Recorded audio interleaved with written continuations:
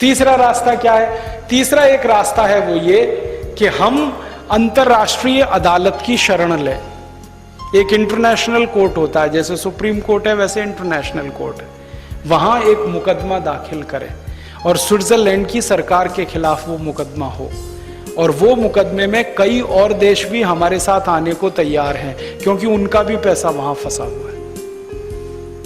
सामूहिक रूप से मुकदमा करें, 50 देश मिलके करें, तुरंत फैसला आएगा। क्योंकि आईसीजे में नियम है, कोर्ट में कोई मामला आए 3 महीने में जजमेंट देना ही पड़ता है उन्हें।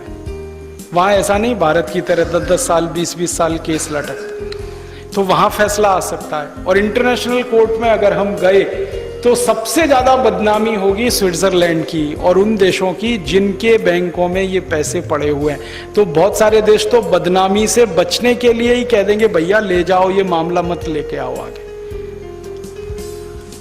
और एक तरीका है, संयुक्त राष्ट्र महासंघ की तरफ से हम ये काम करवा सकते हैं, क्योंकि संयुक्त राष्ट्र महासंघ ने एक प्रस्ताव पारित किया है। वो प्रस्ताव ये है कि दुनिया में जो टैक्स हेवन्स हैं, जिन देशों में टैक्स नहीं लगता ना, इनकम टैक्स वगैरह, टैक्स हेवन्स, उन्हीं देशों में ये पैसा जमा होता है। तो कहा गया कि जो टैक्स हेवन्स हैं वो अपनी अपनी बैंकों को बंद करें, उनके ऑपरेशन बंद करें। क्यों? क्योंकि आतंकवादियों के खाते भी उन्हीं बैंकों में जहां नेताओं के खाते। तो यूनाइटेड नेशंस को आतंकवाद के खिलाफ लड़ना है, तो उन्होंने कहा ये खाते बंद करो, तो दबाव उनका है। और हम इकट्ठे हो गए 50 देश, तो और दबाव डलवा सकते हैं। एक छोटा सा देश है लिचेस्टन, उसने तो भारत सरकार को लिख के दे दिया कि जल्दी से अपने खाते मंगा लो, हम बैंकें बंद करना चाहते हैं। अब सरकार के सामने मुश्किल पैदा हो गई है, सामने से वो कह रहे हैं कि खाते अपने मंगा लो, पैसा विड्रॉ कर लो, हम ये बैंक बंद करना चाहते हैं। सरकार उस चिट्ठी को दबा के बैठ गई है, क्योंकि सरकार के ही लोगों के पैसे। तो मामला हम चाहें तो 4 तरफ से सुलझा सकते हैं। और एक तरीका है 5वां, हम दादागिरी करके ये पैसा ला सकते हैं। आप बोलेंगे कैसे? स्विट्जरलैंड से दादागिरी करो, पिद्दी सा देश है, आर्मी उसके पास नहीं है, एक जिले से छोटा है। मैं तो कभी कभी मजाक में कहता हूं कि सारे भारतवासी खड़े होकर अगर पेशाब भी कर दे तो स्विट्जरलैंड बह जाएगा, इतना छोटा सा देश। अभी अमेरिका ने किया है, आपको मालूम है, बराक हुसैन ओबामा जब राष्ट्रपति बना उसने बड़ा काम किया।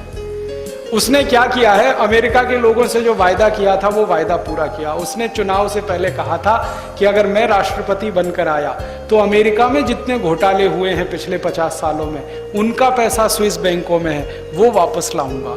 इसलिए बराक हुसैन जीता। ये हिलेरी क्लिंटन ने नहीं कहा, बराक हुसैन ने कहा, वो जीत गया, लोगों ने जिता दिया। जीतते ही उसने पहला कानून बनाया, वो अमेरिकन पार्लियामेंट में यही कानून है कि अमेरिका में जितने स्कैंडल हुए लास्ट 50 इयर्स में, उनका पैसा जो स्विस बैंक में है वो वापस आना चाहिए, वो नेशनल प्रॉपर्टी है। तो इंक्वायरी कराई उसने, FBI की टीम भेजी, तो उन्होंने बताया $470 अरब अमेरिका का वहां पे है।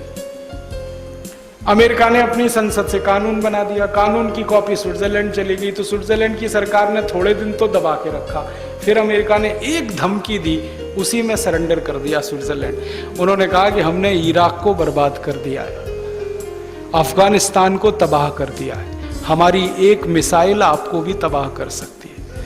इतना ही कहा था, स्विट्जरलैंड के प्राइम मिनिस्टर प्रेसिडेंट ने कहा भाई ले जाओ अपना पैसा। $470 अरब अमेरिका को वापस दे दिया।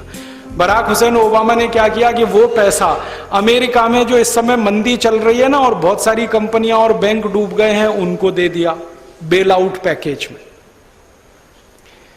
तो मेरा यह कहना है कि अमेरिका कर सकता है तो हम भी कर सकते हैं। उसने थोड़ा क्रूड तरीके से कहा कि एक मिसाइल छोड़ देंगे, हम थोड़ा सफिस्टिकेटेड तरीके से कह सकते हैं, कहें हम भी सकते हैं, और दूसरे देशों को साथ में लेके। तो मतलब यह है कि रास्ते अपने पास खुले हैं ये पैसा लाने के लिए। हम में संकल्प कितना है ये काम कराने के लिए, परीक्षा हमारी है। अब ये परीक्षा में हम पास होते हैं तो ये इस बात पर निर्भर है कि जो हम चाहते हैं उसको कितने करोड़ भारतवासी चाहते हैं। क्योंकि इस देश में डेमोक्रेसी है। डेमोक्रेसी में नंबर गेम होता है। नंबर गेम में 51% जो कहेंगे वो माना जाता है, भले वो कितना ही गलत क्यों ना हो। तो हम इस नंबर गेम में उतरना चाहते हैं। और कैसे उतरना चाहते हैं? हिंदुस्तान की राजनीतिक पार्टियों के पास कुल जमा 4 करोड़ मेंबर हैं। Congress, BJP, Janata Dal, CPM, CPI. हम मान के चलते हैं कि ये पार्टियां हमारा काम ना करें, कल्पना करो, कर दें तो बहुत अच्छा, ना करें तो ये 4 करोड़ लोगों से हमें टक्कर लेनी है। तो हम 5 करोड़ सदस्य अपने बनाना चाहते हैं, हमारी लाइन बड़ी करना चाहते हैं। और हमारे पास जिस दिन 5 करोड़ लोग हो जाएंगे इस बात को बोलने वाले, उस दिन ये सारी पार्टियां सरेंडर कर देंगी और ये कहेंगी कि यही काम होना चाहिए इस देश में। तो इस रास्ते हम ये काम करवाना चाहते हैं। अब आपकी इसमें हमें मदद चाहिए।